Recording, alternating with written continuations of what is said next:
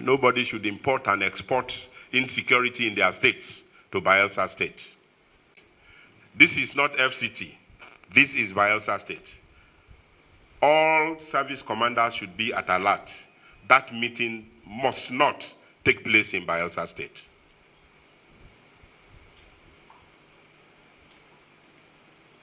He can host his minister anywhere outside Bayelsa State. And I direct further that no public place, no public school, no public place, infrastructure should be used by anybody except by the approval of the state government. Every public facility in this state owned by the Bayelsa state government, nobody can use it except with the express approval of the Bayelsa state government. And nobody should import and export. Now, some persons from this state, particularly one George Turner, who is a member of that group, is threatening the peace of this state. And recently, there is a Facebook report with his own number that is going to host the Minister of FCT in Tombia roundabout in Bayelsa. The minister is not from Bayelsa State. This is not FCT. This is Bayelsa State. All service commanders should be at alert. That meeting must not take place in Bayelsa State.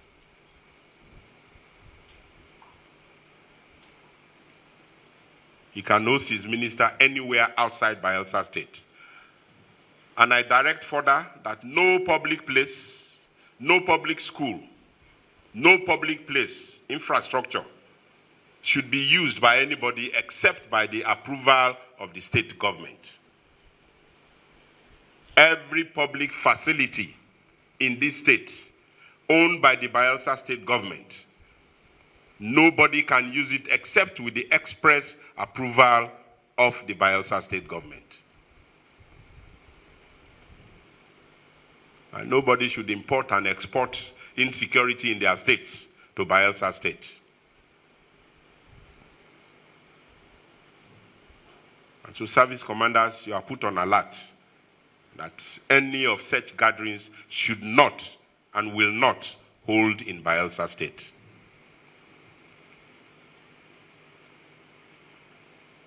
There is a government in place here, and this government and the security agencies have worked tirelessly to keep the peace of this state. If somebody cannot take care of their state, they shouldn't import it to where we have peace. The people of Bayelsa, the Ijaw people are peace-loving people. I said it yesterday in the Ijaw National Congress Summit. And I place it on record that Ijaw people are not fighting federal government. We are rather supporting the government of Tinubu for what he is doing in Bayelsa State, particularly for giving the contract of phase 2 of Nembe Brass Road. And the contractor has come to report himself. And like Oliver Twist, we are asking for more for Ekiremo Age Road to partner with us. For Oporoma Ukubie Koluama Road to partner with us. And we are happy that the president is doing that. So why will anybody want to set the Ijaw people against the federal government? It's a childish joke. The Ijaw people are much, much more educated. Much, much more. The Ijaw people have sacrificed for this country and will continue to sacrifice for this country, for the peace, progress, and development of Nigeria. And so I want to thank you again and again and ensure that our state will remain peaceful for this period and beyond. Finally, recently, this accident along Masoma Road have started again. If you remember, there was a time we have a surge, and I think the road safety here in this meeting were able to put it nip it in the bud. And so maybe today we'll talk about that again. And I'd like to call on the road users themselves, drivers and all that, to be very careful. It's easy to say, oh, government, come and do this. Government, come and do this. Somebody cannot be drunk and be behind the steering. And somebody cannot be very careless coming into a road. So the road users have to be very, very careful and obedient to all driving rules. That's not the only road in Bayelsa, but we always have accident complaints on that route. And so the road safety and members of council, that's one issue that I think that we again have to stop finally, so that we put our eyes more on that route. And harass and intimidate the rightful owners of the place. And I want to commend the security, because we actually went into it and ensured that anybody that was seen was so arrested, and we put the situation under control. And so going forward, I still want to charge you to be vigilant. To be vigilant, and let us not allow our laws to be trampled upon by anybody in the state. That's the beauty of a federal system of government. You have federal government laws, you have state government laws. And so when you come into a state, you look at the state laws, and particularly laws that will actually lead to peace and security for service commanders. And so I appreciate you for ensuring that our laws are not being trampled on, and we will continue to ensure that cattle rearers do not come into Bayelsa to do open grazing. If you want to sell your cattle, you are free to do so, but not to come and do open grazing. If you want to do that, go and buy land.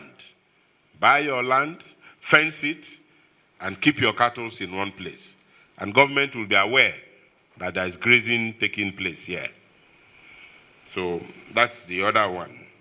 And then the only other crisis that attracted everybody's attention is the political crisis in Rivers State. That attracted the attention of the whole of Nigeria. The whole of Nigeria. So up till now, I mean, people are still talking about it.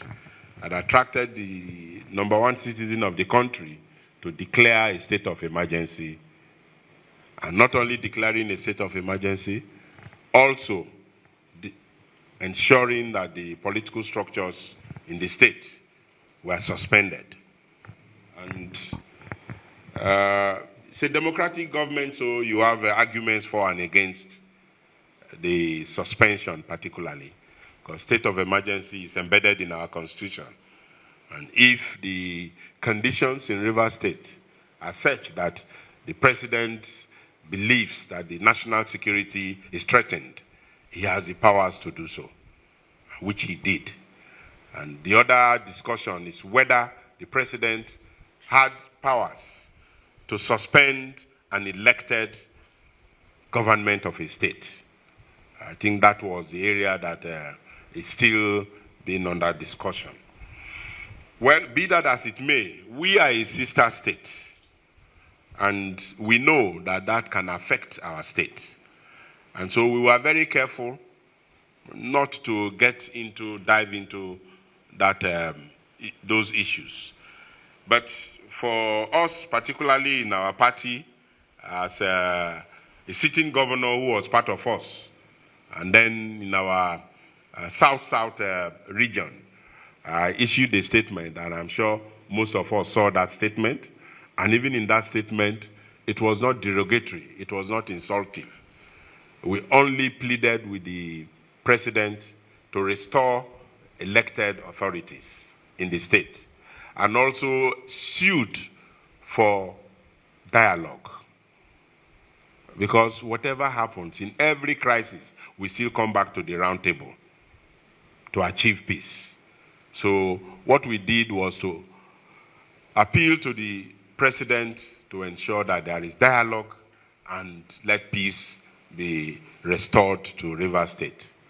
But within this period, we also had some issues in our party, the People's Democratic Party, where some members decided to form parallel zonal executives in our zone. And by